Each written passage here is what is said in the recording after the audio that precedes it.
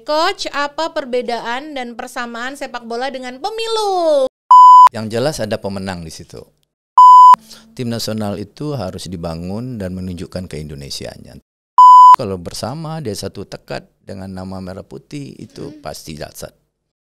Untuk menentukan nasib kita 5 tahun yang ke depan, ya ayo kita cari pelatih atau pemimpin yang benar-benar bagus. Karena tanpa pelatih yang bagus tidak akan lahir program-program yang bagus.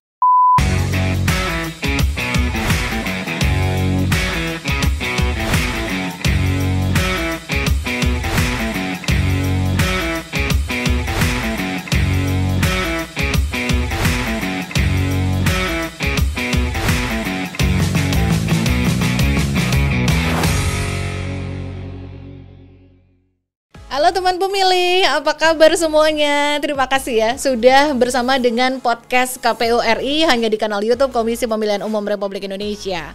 Untuk episode kali ini saya Reni yang akan jadi host di podcast KPU RI ini, dan kita kembali akan menghadirkan satu tamu spesial yang pasti akan memberi cerita dan inspirasi kepada teman pemilih semua. Kita sapa dulu dong, selamat datang untuk Coach Indra Syafri. Apa kabar Coach? Alhamdulillah baik. Alhamdulillah baik, senang sekali Coach, terima kasih sudah mampir. Ya, terima kasih sudah diundang ke podcast KPU. Dengan senang hati Coach, terima kasih meluangkan waktunya. Teman pemilih, ini kita effort banget untuk bisa menghadirkan Coach Indra nyempil di sela-sela waktu beliau untuk bisa mampir ke studio podcast KPU RI di Jalan Imam Bonjol nomor 29 Menteng. Di sela-sela kesibukan beliau bertugas sebagai Direktur Teknik di PSSI. Coach, apa kabar akhir-akhir ini Coach? Ya, alhamdulillah baik dan sehat, alhamdulillah. Iya, senang sekali. Masih padat ya Coach aktivitasnya? Sangat padat. Sangat padat sekali. Ini aja Coach juga baru datang nih dari Jogja, langsung mampir ke sini ya Coach ya. Iya, betul banget. Dan teman pemilih tidak usah dikenalkan terlalu panjang, sekalipun semua teman pemilih juga pasti sudah mengenal profilnya Coach Indra Syafri. Tinggal ketik di mesin pencari siapakah beliau, terutama teman-teman pemilih semua yang memang punya passion, minat, dan memang punya kecintaan yang tinggi terhadap persepak bolaan, ya kan Coach? Di Indonesia ataupun di mau ngefans sama klub bola atau yang manapun pasti kenal siapa sosok Coach Indra Syafri ini. Coach, sebelum kita mulai cerita, kita boleh disclaimer dulu ya. Ya. Teman pemilih, biarpun di sini saya dan Coach Indra sudah lepas masker, insya Allah kita berdua dalam keadaan sehat, tapi semua kru yang bertugas di balik layar dan studio juga semua sudah ditata sesuai dengan protokol kesehatan. Bismillah ya Coach. Bismillah. Bismillah, aman. Iya Coach, buat teman pemilih yang sudah tidak asing lagi dengan sosoknya Coach Indra Syafri, yang memang saat ini Coach Indra sebagai Direktur Teknik di PSSI. Ya, betul. Namun riwayat beliau di persepak bolaan tanah air nih sudah tidak usah ditanyakan lagi. Beliau satu-satunya coach yang menjadi pelatih atau nge-coach dari timnas usia 16 U16 tahun, 17 tahun, 18 tahun, 19, 20 sampai 23, dan terakhir di SEA Games 23. SEA Games juga U23 ya. Iya, alhamdulillah. Luar biasa. Itu dari tahun berapa Coach? Saya memulai karir di timnas di tahun 2011. Mulai menangani tim nasional U16. Waktu itu kualifikasi Piala AFC di Bangkok waktu itu. Di Bangkok. Itu pertama kali. Perdana sebagai coach untuk tim nasional. Tim nasional. Iya, betul. Tapi 2011. Tapi sebenarnya jauh sebelum itu karir Coach Indra itu ada sebagai seorang pemain. Ya, jadi memang ya saya diawali seorang pemain, tapi nggak pemain tim nasional gitu. Iya, iya. Jadi saya hanya pemain di PSP Padang. PSP yaitu Padang. Daerah asal saya Sumatera Barat. Sumatera Barat. Sebagai pemain di situ, dan juga terakhir waktu itu belum ada tuh Liga 1 seperti tim-tim profesional yang layak seperti sekarang, tetapi dulu adalah perserikatan. Perserikatan dulu ya. Jadi kalau dilihat dari riwayatnya Coach Indra itu awal bermain bola sebagai pemain ya Coach, itu tahun 79 ya Coach? Main dari tahun 79. Itu mulai bergabung dengan klub resmi ya. Ya. Usia berapa tuh coach kalau boleh ya, tahu? Usia 79, 63 berarti 25-an lah ya. 25-an. Itu dari klub ke klub dan seperti biasa memang berpindah-pindah gitu ya coach kalau pemain gitu ya? Kebetulan waktu itu karena masih perserikatan ya, nggak pernah pindah klub, tetap di PSP Padang. Kalau sekarang memang klub-klub yang ada, terutama Liga 1 itu kan profesional, mereka sesuai dengan kontrak dan mereka bebas berpindah setelah kontrak mereka selesai. Gitu, karena dulu formulasinya memang seperti itu ya coach ya. Ya amatir, pemain amatir gitu ya. Iya. Tapi memang lama ya coach. Jadi berapa tahun tuh kira-kira coach Indra main sebagai seorang pemain sebelum akhirnya mulai memutuskan untuk masuk sebagai coach? Jadi waktu itu saya sebagai pemain. Jadi ada kerjasama ya, kota kembar Padang dengan Wildelsheim Jerman. Jadi ada pelatih dari Jerman, Coach Adolf Remy waktu itu. Dan saya sebagai asistennya selama 3 tahun. Jadi disitulah saya mulai meniti karir, belajar bagaimana menjadi seorang pelatih sepak bola. Dan baru setelah itu saya mengikuti kursus resmi di kepelatihan sepak bola di PSSI, mulai dari lisensi D, lisensi C, lisensi B dan A, dan terakhir saya memegang lisensi A profesional, A Pro. A profesional.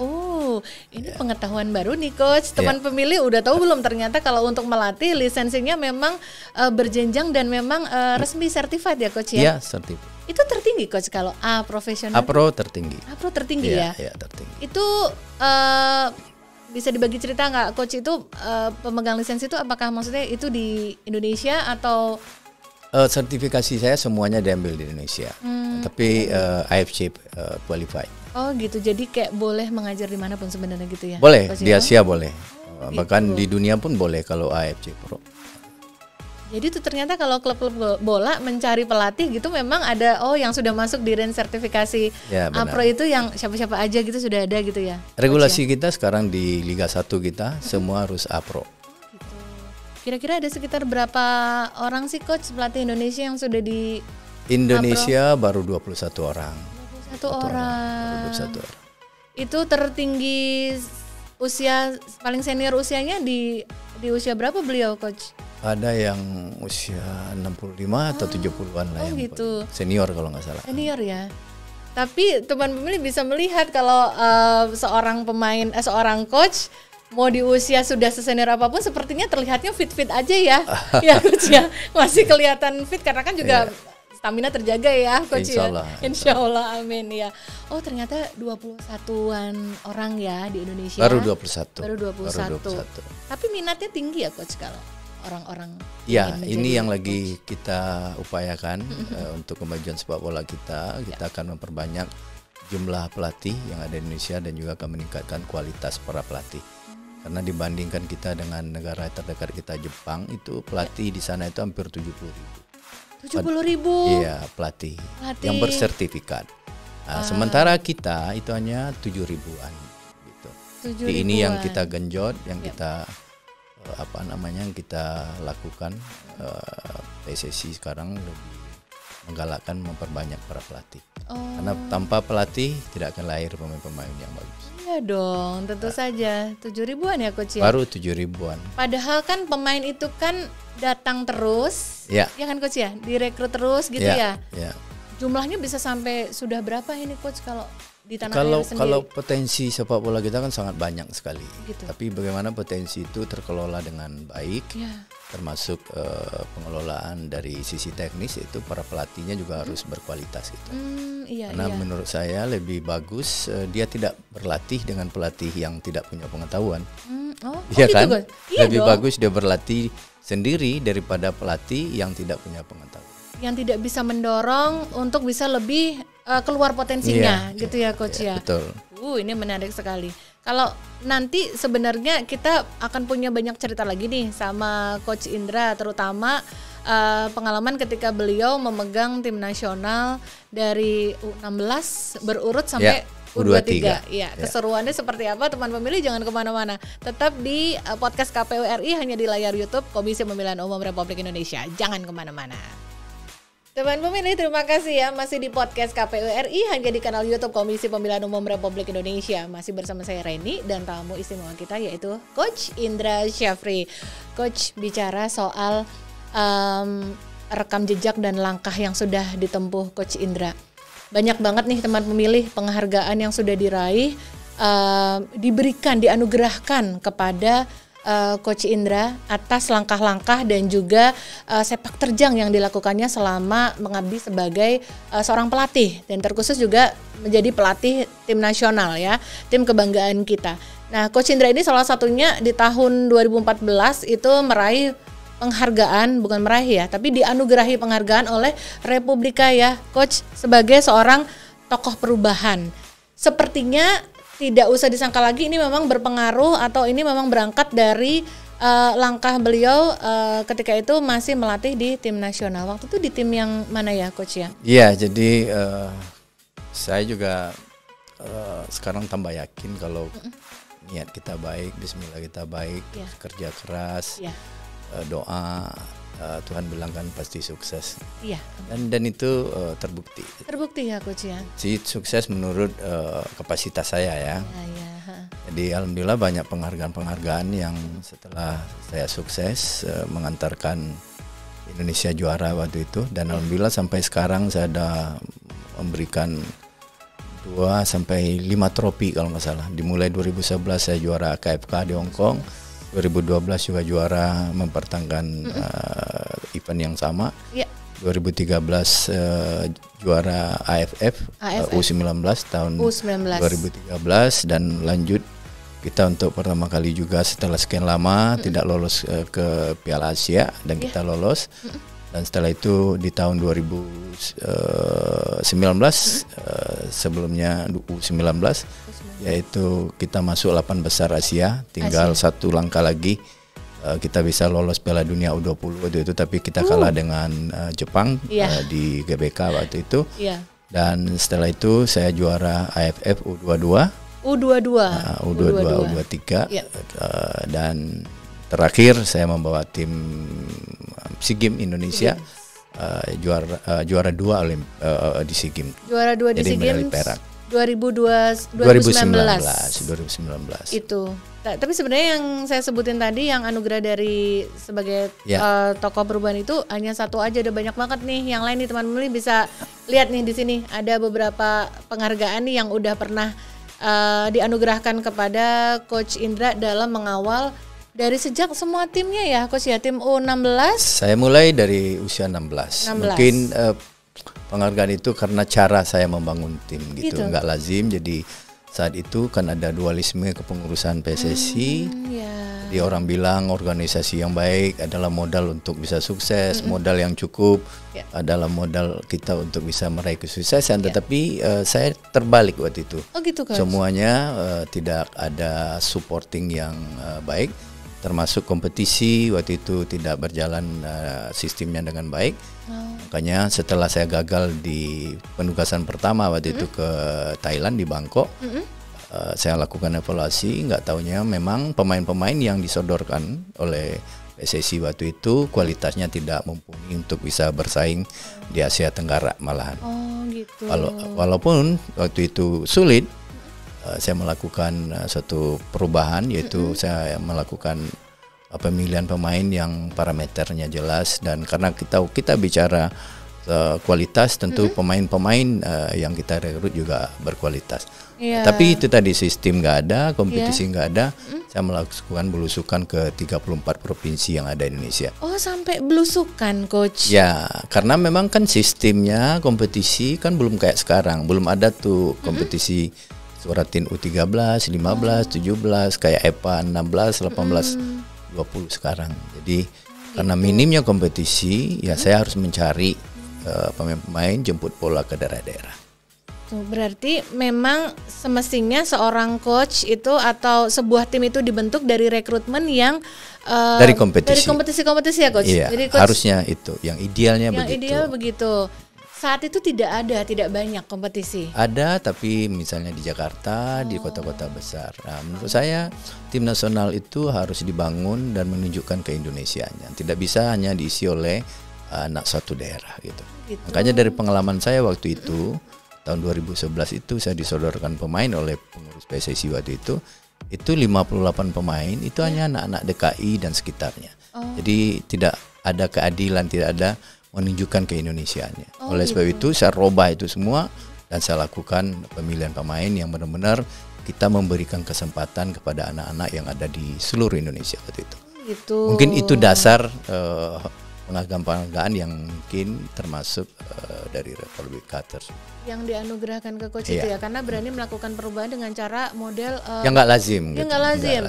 Belusukan. Berarti itu caranya gimana? Coach udah pergi kemana aja untuk mencoba mencari bakat-bakat di seluruh tanah air itu? Iya, jadi waktu itu pun kesulitan yang paling besar itu PSSI waktu itu dualisme.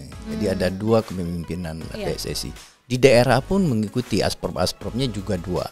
Oleh sebab itu kesulitan saya berkomunikasi kalau lewat jalur organisasi. Tetapi alhamdulillah karena ini seleksi untuk pemain tim nasional, ada kontak person yang saya kenal di daerah, mereka lah yang membantu untuk memberikan kesempatan untuk saya melakukan seleksi ke setiap daerah tersebut, dan mereka lah yang mengorganize, mengumpulkan pemain, dan alhamdulillah karena saya datang ke daerah, mereka semua antusias untuk mengikuti seleksi. Gitu. Jadi dikumpulkan di hari yang khusus tertentu gitu ya. Ya, kita coach, datang. Ya. Didatangin untuk dilihat. Terus coach akhirnya kan sudah terbentuk nih tim-tim yang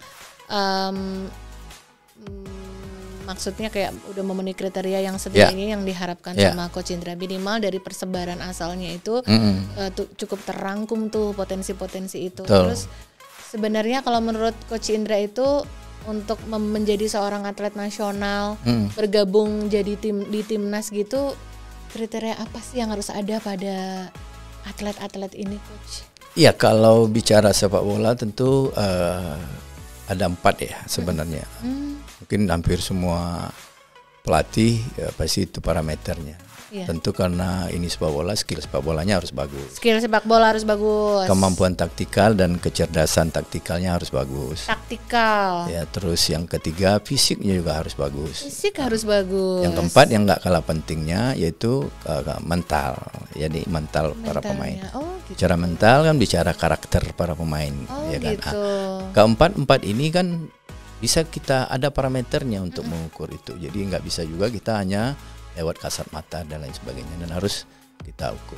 Contoh, skill test ada, physical test ada, dan taktikal kita bisa lihat dari bagaimana dia cara bermain, baik itu individual taktikal, grup taktikal, dan tim taktikal. Yang terakhir ya kita harus melakukan psikotes terhadap para pemain calon-calon yang akan kita pilih. Ada psikotesnya ya, Coach. Dan juga terakhir juga ada medical check up untuk mereka. Itu yang harus kita lakukan.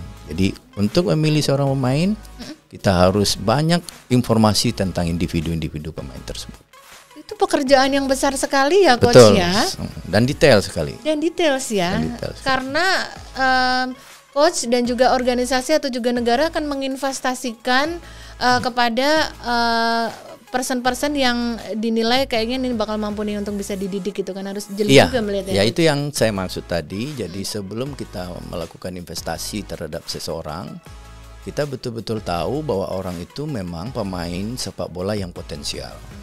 Nah itu yang banyak terjadi, banyak yang misinvestasi. Jadi kadang-kadang sebenarnya dia bakatnya bukan sepak bola, tetapi orang tua mungkin yang meminta dia jadi pemain sepak bola. Padahal banyak sekali saya lihat, karena memang industri sepak bola sekarang berkembang begitu pesat. Jadi bisa dijadikan profesi. Jadi orang-orang tua sudah mensupport anak-anaknya untuk bisa bermain sepak bola. Tapi ingat, jangan sampai dia nggak berbakat terus disupport sepak bola, kan jadi miss kita menginvestasi anak. Oleh sebab itu saya setuju sekarang ada manajemen talenta yang akan diterapkan oleh Indonesia. Dari awal kita deteksi anak-anak tersebut, kalau yang berbakat sepak bola ya ke sepak bola, kalau berbakat eksakta ke eksakta, kalau berbakat ke seni gitu. Jadi supaya penjurusan dari usia yang sedini mungkin itu sudah tahu. Oleh sebab itu nanti kita juga nggak miss dalam menginvestasi terhadap individu orang. Iya betul, pasti komprehensif ya, tidak hanya talenta tapi juga dia peminatannya di mana gitu. Semua harus dilihat gitu.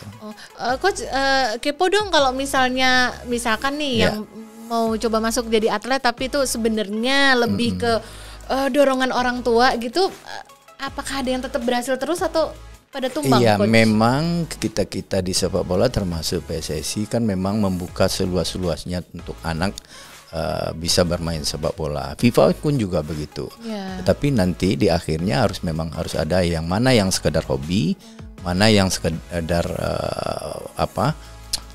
melampiaskan untuk bisa dia bermain, cari keringat dan supaya sehat, ya kan? Tetapi kan ada yang benar-benar berbakat. Yang berbakat inilah, yang bertalenta inilah yang harus kita bina, kita latih untuk bisa mereka menjadi pemain profesional di sepak bola. Betul. Kalau boleh tahu, Coach, kira-kira Coach punya gambaran sebaran nggak misalkan dari seluruh atlet yang direkrut menjadi timnas dari seluruh Indonesia, Coach? Ada yang dari kota besar, ada yang dari remote area, atau yang dari agak jauh dari ibu kota gitu. Sampai saat ini tuh prosentasenya berapa Coach yang dari daerah-daerah? Iya, jadi sampai sekarang masih didominasi dari pemain-pemain daerah ya, yang kualitas bagus-bagus. Karena memang secara teori nanti lama-kelamaan kan atlet itu butuh orang-orang yang kaya gerak. Kaya gerak itu ya mungkin kalau di kota-kota besar itu kan semua orang udah naik mobil, tidak ada lagi lari-lari ke sana kemari yang begitu anak-anak. Bahkan di sekolah-sekolah coba dilihat. Kalau zamannya saya dulu begitu ada istirahat atau keluar main-main ya betul-betul keluar bermain-main gitu. Lari-lari kemana. Jadi mereka kayak gerak. Ini masih ada di desa-desa, di daerah-daerah itu masih kayak gerak. Makanya dari teman-teman wilayah timur, dari teman-teman Papua itu kan anak-anaknya jauh lebih cekatan, lebih kuat, lebih cepat. Kenapa? Karena memang dari kecil mereka itu kaya gerak itu. Lama kelamaan nanti kalau pemerintah tidak memperhatikan daerah-daerah tempat-tempat terbuka untuk anak-anak bisa bermain atau sekolah-sekolah, ini akan hilang bakat-bakat tersebut dari kota-kota besar.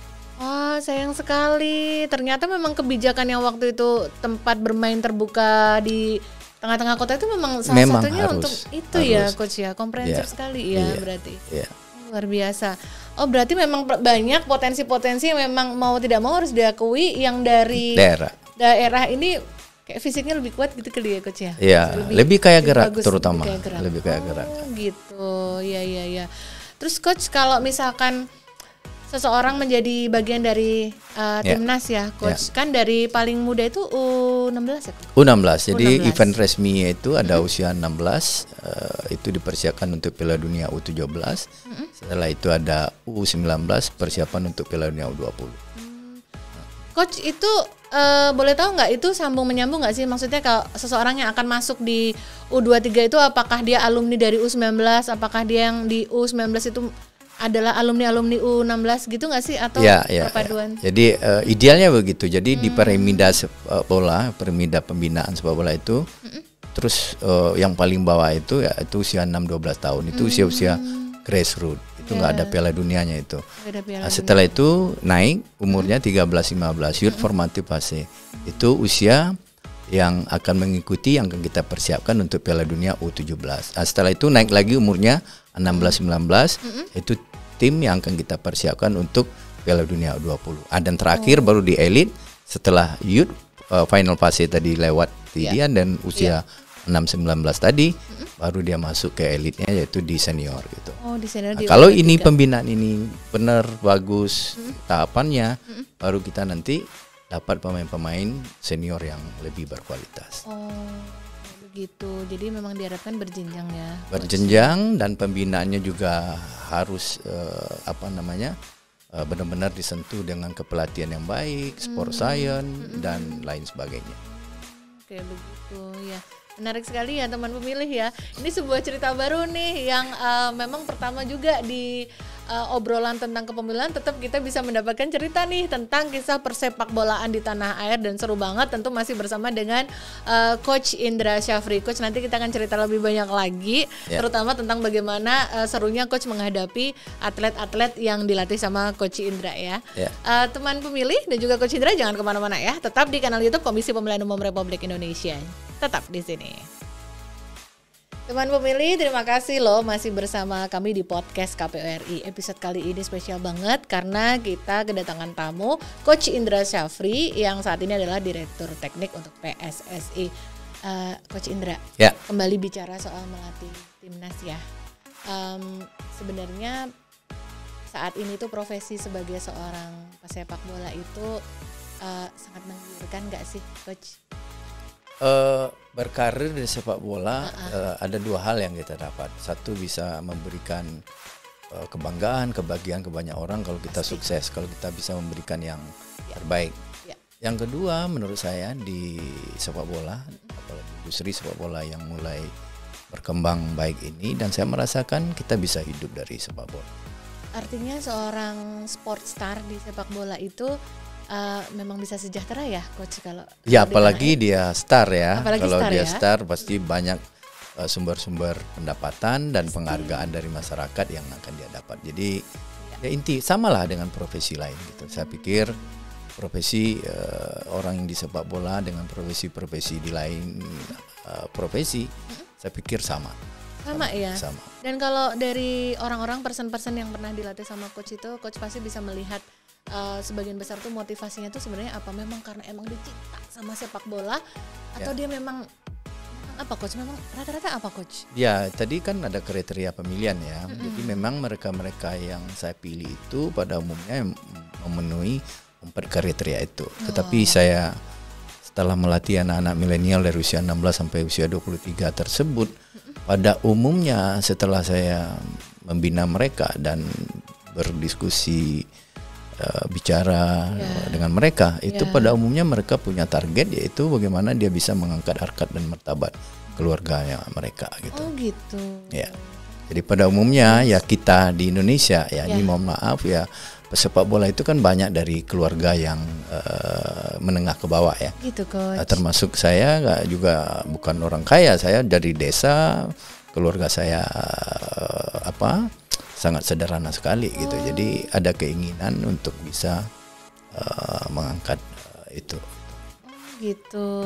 Sama dengan profesi lain, orang kuliah, orang kemana-mana, orang profesi kan untuk bagaimana harkat dia bisa baik gitu. Untuk membawa nama baik juga, membawa kebahagiaan buat keluarga juga. Berarti ya masih nggak beda-beda jauh ya. Beda jauh. Passion itu berasal Cuman dari memang situ. kalau di sepak bola kan, kalau kita di tim nasional kita bisa memberikan kebahagiaan kan ke banyak orang kalau misal tim nasional berprestasi. Inilah yang kita harus upayakan terus supaya memang sepak bola itu bisa mempersatukan kita, bisa memberikan kebanggaan kepada bangsa dan negara. Tapi memang tidak gampang. Saya sudah bergelut di dunia sepak bola 11 tahun, tidak gampang. Memang perlu kebersamaan, perlu saling menguatkan, perlu saling support di antara kita gitu. Perlu usaha bersama-sama ya, Coach ya. Harus bareng. Iya, betul. Tapi ngomong-ngomong, Coach, selama melatih dari sejak awal tuh melatih timnas U16, U19 kemudian sampai U23 ya, Coach. Ada hal-hal paling seru apa gitu yang paling keinget sama Coach gitu selama tahun-tahun terakhir ini? Apa aja Coach, cerita dong.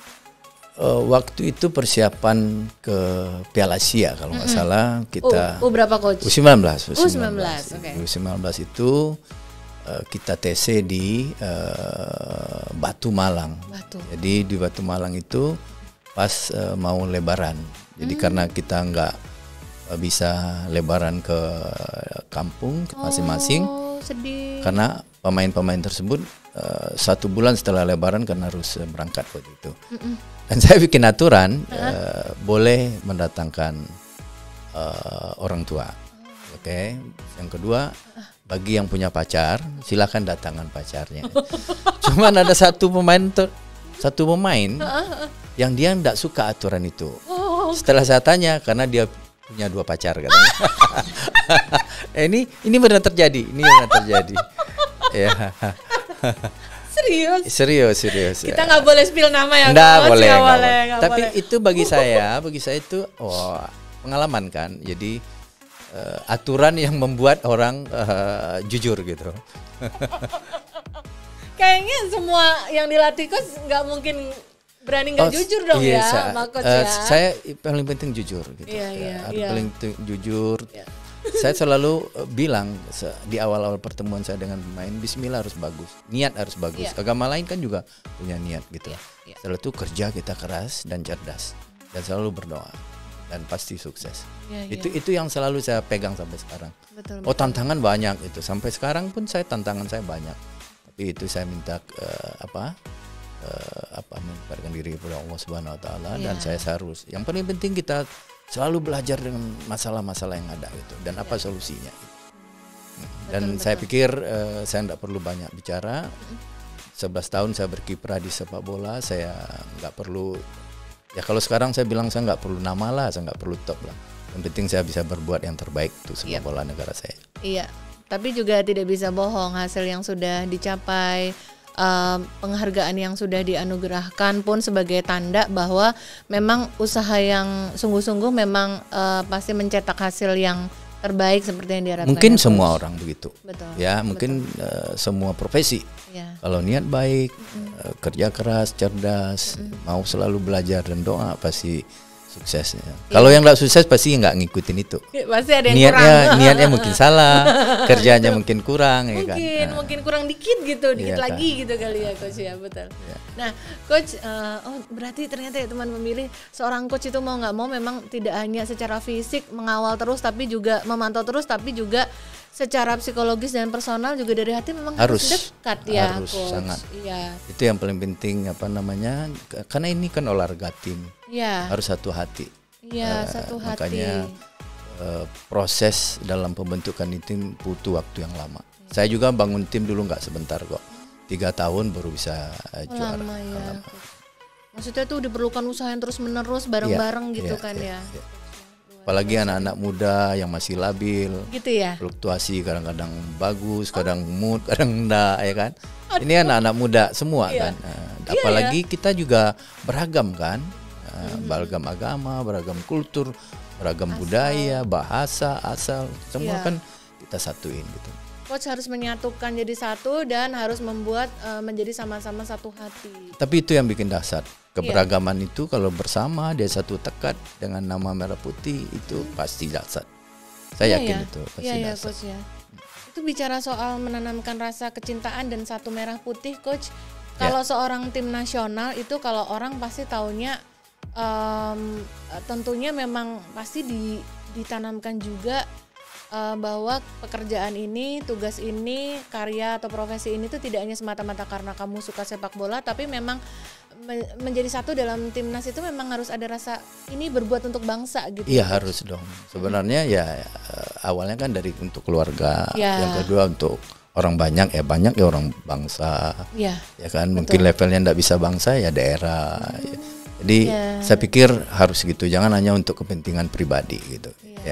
Betul. Saya dari sepak bola itulah saya banyak ya. Alhamdulillah banyak belajar nilai-nilai dari kalah menang gitu. Orang kan hanya bicara kalah menang sepak bola. Bagi saya udah enggak. Gitu, sepak bola banyak pembelajaran yang saya dapat dari sepak bola. Gitu. Kalau atlet-atletnya coach sendiri waktu itu ketika melatih juga coach sendiri juga harus menanamkan rasa cinta tanah air bangsa kayak gitu juga coach. Bahkan saya dalam membangun tim juga saya waktu itu 1 bulan lebih ya sambil berlatih tapi kita ambil camp di Cijantung. Ya kita minta kepada Kopassus untuk memberikan nilai-nilai kebangsaan, nilai-nilai disiplin kepada para pemain dan alhamdulillah hasilnya positif. Tapi kita bukan khusus ya, tapi sambil berlatih ada hari-hari, ada jadwal-jadwal yang kita berikan ke teman-teman di Kopassus. Betul, berarti memang ada upaya, memang namanya juga tim nasional yang memang harus diberangkatkan, rasanya harus dari ini untuk Indonesia gitu ya. Ya. Karena kalau itu muncul dahsyat tuh. Iya ya Coach ya. Iya. Kita sekarang udah enak kan, orang dulu pakai bambu runcing bisa merdeka. Ya, masa kita udah fasilitas dan lain sebagainya udah semakin baik kok. Iya. Harusnya semakin menyala lagi ya Coach ya, rasa cinta tanah air dan kebangsaan itu. Dulu pernah ada ngalamin masa-masa masuk ke pemilu nggak Coach? Oh ada. Ada tuh kan pemilu 2014 ada. Waktu tuh. itu kalau nggak salah lagi di luar negeri ya kita. Oh gitu Coach. Lupa saya waktu itu di mana, waktu itu saya lupa. Dan kita difasilitasi waktu itu oleh KBRI untuk bisa memilih di luar negeri. Oh gitu. Ada. Berapa tuh waktu itu Coach? 19. Oh 19. Wah luar biasa ya. Berarti difasilitasi karena di masa pemilunya itu tidak berada di tanah air, maka difasilitasi di sana ya. Di negara tempat harus bertanding ya Coach. Iya benar. Itu menarik sekali. Jadi semuanya dikhususkan di hari tersebut semua ke TPS dulu di KJRI-nya ya, Coach ya. Oh menyenangkan sekali itu, berarti tahun 2014 dong. 2014 ya. Iya. Ya kan teman pemilih ya kan 2014 ya, benar ya waktu itu ya. Ya betul. Oh waktu itu lagi di negara mana Coach? Ingat? Saya lupa Ya. Tapi ada momen itu ada. Oh gitu. Iya. Berarti itu memang tidak hanya nilai-nilai kebangsaan yang ditanamkan, tapi memang difasilitasi untuk tetap bisa menggunakan hak suaranya ya Coach waktu itu. Iya. Bahkan kalau ada 17-an waktu itu kita di Brunei ya, kita ikut upacara dengan teman-teman di KBRI di Brunei gitu. Iya. Kalau kayak saya pribadi atau mungkin beberapa teman pemilih yang mungkin juga merasakan sama, kayaknya tuh kalau atlet-atlet nasional itu kayaknya porsi itu loh Coach, porsi kecintaan kepada hal-hal yang sifatnya berbangsa bernegara itu kayaknya memang jauh lebih tebel ya Coach. Ya mungkin itu kelebihan ya atlet-atlet ya, karena memang apalagi sepak bola ya, kalau melawan negara lain itu diputarkan tuh Indonesia Raya kan. Nah itu tuh yang bikin kita menambah motivasi, menambah kecintaan kita untuk memberikan kebanggaan kepada bangsa dan negara gitu. Betul, kayak nge-boosting semangat gitu ya. Iya benar, Coach ya. Luar biasa, seru banget cerita-ceritanya. Berarti kalau pemilu juga dimanapun berada, misalkan lagi nggak di tanah air ya tetap harus ada kesempatan atau waktu untuk menggunakan hak suaranya ya Coach. Iya harus, itu kan hak. Betul. Hak dan kewajiban loh. Iya sih, jangan sampai disia-siain ya kan Coach ya. Apalagi nanti untuk dekat ke 2024 juga kita juga nggak boleh lupa kita punya hak suara gitu untuk dipakai di hak suara kita nanti. Iya kan suatu proses bernegara kan. Betul, ya dan itu kan harus kita jalani dan saya pikir itu harus dijadikan momentum untuk bisa menggunakan hak pilih kita. Iya betul, harus gunakan hak suara kita nanti Coach 14 Februari 2024 Coach. Ya mudah-mudahan lancar. Semoga lancar semuanya. Coach, nanti kita mau ajak Coach untuk ngobrolin lagi tentang cerita pemilu. Di situ kita mau nanya, ada beberapa pertanyaan dari teman pemilih yang sudah nitip di IG Story KPRI. Habis sesi ini ya Coach ya. Boleh. Teman pemilih jangan kemana-mana, tetap di podcast KPRI hanya di kanal YouTube Komisi Pemilihan Umum Republik Indonesia.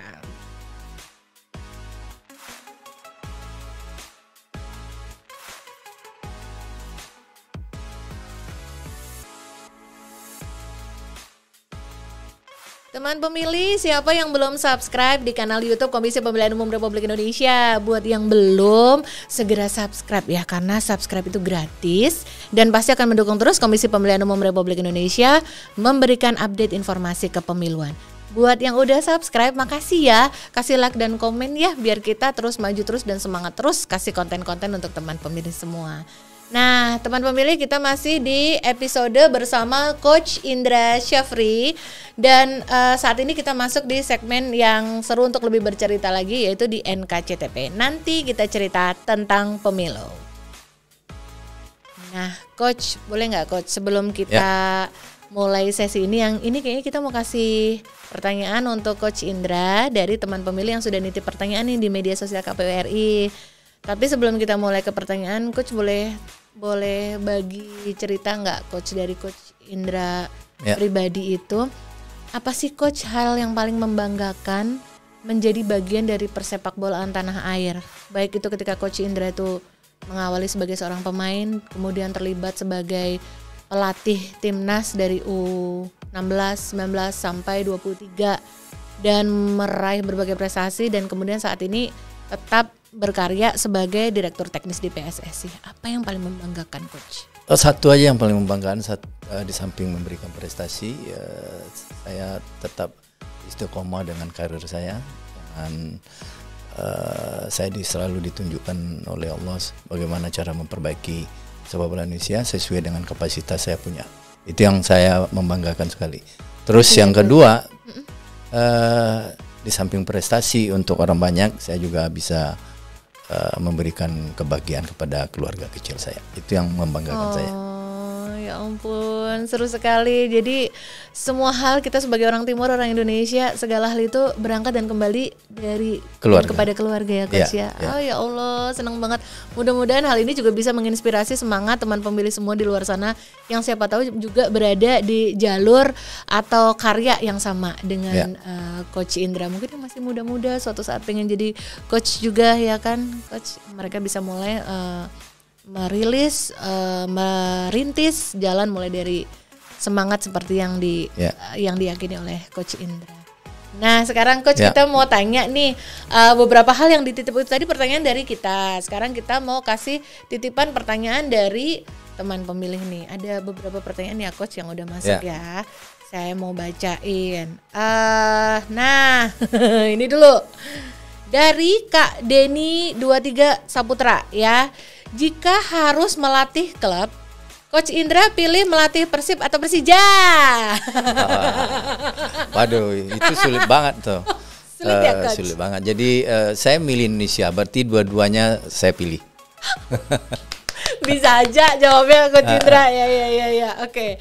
Udah dijawab ya Kak Deni ya. Udah langsung dijawab dengan diplomatis. Ya karena memang klub itu adalah tempat pembinaan pemain. Ya. Semakin bagus klub, semakin bagus pemain-pemain yang keluar dari klub tersebut untuk jadi calon pemain nasional. Oleh sebab itu, posisi saya sekarang direktur teknik PSSI, semua klub saya cinta. Mantap.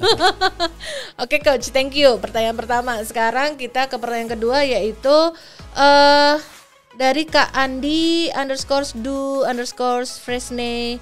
Coach, kapan melatih timnas lagi? Nah, kapan sih Coach terakhir melatih? Ya, saya percaya takdir. Di tahun 2020 Februari saya ditugaskan oleh PSSI untuk menjadi direktur teknik PSSI. Makanya tugas saya sekarang fokus bagaimana membantu semua pelatih tim nasional mulai dari senior sampai sepak bola wanita, bagaimana program-program mereka, roadmap mereka berjalan dengan baik dan mengatur semua itu.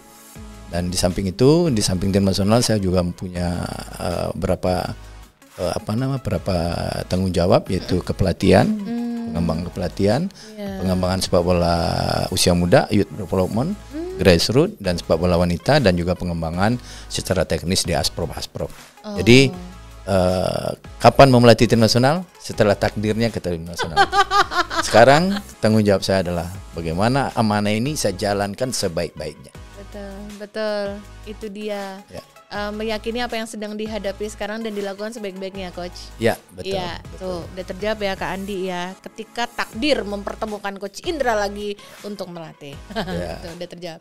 Coach yang ketiga ya Coach. Ya, okay. Lagi nih, dari Kak Idan PRDXN. Timnas kan belum punya training center. Kapan dong Coach bisa punya? Ya, ini pertanyaan sangat bagus sekali saya pikir harus terwujud. Karena untuk sepak bola Indonesia lebih maju, ada 5 hal yang harus diperbaiki. Infrastruktur, kurikulum, pengembangan pelatih, pengembang pemain, dan kompetisi. Yang ditanyakan tadi infrastruktur. PSSI dari mulai kepemimpinan ketua umum yang sekarang, kita berupaya untuk mewujudkan training center. Tapi jauh lebih penting adalah semua klub-klub yang ada, terutama Liga 1 harus punya training center. Karena pembinaan yang panjang itu dilakukan di klub, bukan di tim nasional. Tim nasional ya itu tadi cuman FIFA Matchday dan TC-nya nggak boleh panjang-panjang. Tetapi butuhkah tim nasional itu training center? Sangat butuh. Kapan perlu training center itu ada berapa daerah yang ada di Indonesia. Mudah-mudahan lewat Impres ya nomor 3 tahun 2019 ini perhatian dari pemerintah cukup sangat besar dan mudah-mudahan dalam waktu dekat kita bisa mewujudkan itu semua. Amin. Thank you pertanyaannya ya ke Idan. Nanti ini menjadi harapan dan upaya bareng nih supaya bisa terwujud juga training centernya. Tapi ngomong ternyata memang dalam sebuah sepak bola yang handal itu memang yang diperhatikan tidak hanya pemain ya. Ternyata ada 5 dan pemain itu hanya salah satu bagian aja ya, coach ya. Pelatih juga infrastruktur penting. Iya. Itu tadi harus banyak lapangan-lapangan terbuka untuk berlatih para pemain. Kurikulum, ya kan filosofi sepak bola kita sudah punya dan kita harus kembangkan itu dan kita harus upgrade dan untuk nanti kita ada modul-modul itulah yang akan dibawa oleh para pelatih untuk melatih para pemain. Yang ketiga baru ada pengembangan para pemain. Setelah kurikulum ada, baru ada pengembangan pelatih dan setelah itu pengembangan pemain. Pemain dikembangkan menurut piramida sepak bola tadi. Dan terakhir baru kompetisinya akan berkualitas gitu. Tapi kalau kompetisi terus saja yang dibuat, yang 4 faktor tadi nggak dikembangkan, kualitas kompetisi nggak akan ada. Termasuk di faktor kompetisi itu wasit juga harus dikembangkan, diperbaiki dan lain sebagainya. Luar biasa, nambah banget kita apa yang kita pahami soal persepak bola tanah air ya. Thank you ya coach sudah dibagi. Satu lagi nih coach. Nah ini nih dari kakak Ricky Cecep PRJG. Coach, apa perbedaan dan persamaan sepak bola dengan pemilu? Bisa aja. Gimana coach? Ya, kalau saya mulai persamaannya dulu. Persamaan, ya. Yang jelas ada pemenang di situ. Pasti. Di sepak bola kan prestasi. Di pemilu kan juga ada prestasi di situ diukur pemenang. Yang kedua sama-sama punya aturan. Sama-sama punya aturan dong. Yang kedua aturan itu ada wasitnya. Kalau di sepak bola wasit, di sini kan KPU wasitnya. Dan itu harus berlangsung dengan kalau jargonnya jujur adil. Jurdil ya. Luber jurdil. Dan itu kan di sepak bola kan juga harus jujur, harus adil, sportif, menjunjung nilai-nilai sportivitas di sepak bola. Dan itu kesamaannya. Perbedaannya itu satu sport, yang satu politik. Itu perbedaan. Tentu saja ya. Walaupun memang tidak bisa lepas, pasti nanti juga akan saling terkait ceritanya satu dan lain pihak ya, coach ya. Nah tuh dijawab dengan santai dan seru kan Kak Riki. Thank you ya coach ya, udah menjawab dengan seru banget. 4 pertanyaan sudah terjawab semua sama Coach Indra. Teman pemilih, thank you yang sudah ikut meramaikan dengan numpang pertanyaan di media sosial KPU RI. Dan thank you banget Coach Indra sudah membagi cerita di NKCTP. Dan jangan kemana-mana, masih di kanal YouTube Komisi Pemilihan Umum Republik Indonesia. Masih di podcast KPU RI, hanya di kanal YouTube Komisi Pemilihan Umum Republik Indonesia. Kita masih berada bersama tamu spesial kita untuk episode kali ini, yaitu Coach Indra Syafri. Coach, kalau melihat rekam jejaknya Coach Indra itu, ini kalau kepo-kepo dikit gitu di mesin pencari itu, ternyata Coach Indra juga ada riwayat belajar itu di klub-klub internasional, klub-klub dunia. Barcelona apa-apa itu ya, jadi gimana tuh coach? Kalau belajar resminya kan disertifikasi ya. Saya udah pro, tetapi hampir semua pelatih di dunia dia selalu mengembangkan dirinya. Mungkin ikut workshop, visit ke klub-klub yang bagus gitu kan. Nah, saya sudah hampir mungkin 10 klub ya, mulai dari Barcelona, Real Madrid dan hampir semua klub-klub. Terakhir kalau nggak salah saya ke Tokyo FC dan hanya pandemi kemarin saya nggak ada visit, tetapi tahun ini rencana saya akan visit ke klub yang mungkin bisa kita banyak belajar di situ. Karena menurut saya ya kita jangan sombong lah, kita harus banyak belajar. Di samping juga belajar dari kritikan-kritikan, dari masukan-masukan yang ada dari teman-teman semua. Kalau menurut coach, hal paling menarik atau hal seru apa yang paling bisa coach ambil dari mengamati atau berada bersama klub-klub besar tersebut, coach? Memang mereka itu sudah membuat pemain ya. melahirkan pemain. Jadi dia identifikasi, dia cari pemain berbakat dan di situ dia godok, dia bina, dan mereka sudah libatkan sport science, gizi semua, dia sudah ibaratnya membuat talenta itu berkembang benar-benar pesat gitu, benar-benar sangat maksimal dikembangkan.